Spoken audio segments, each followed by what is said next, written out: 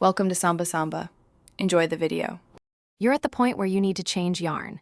Drop the old strand after your last full stitch and leave a 6/8 cm tail.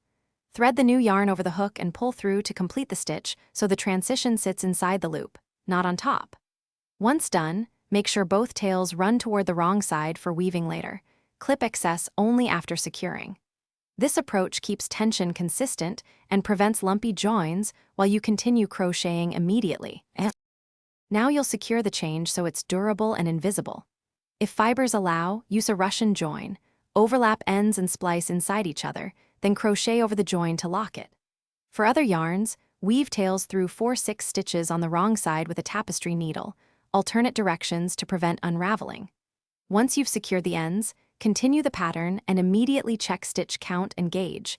Small shifts hide quickly but compound if not corrected early. Finish by weaving remaining tails flat along the wrong side and trimming after you've hidden them through at least 6/8 stitches. Don't cut flush. If you notice tension differences, frog back 1 to 3 rows to where tension was correct and redo the join, adjusting how tightly you pull the first loop. If color pooling or a visible seam appears, stagger the join location or carry the yarn up through inside loops to blend colors. This preserves look and function of your project. Thanks for watching. Consider subscribing if we helped you.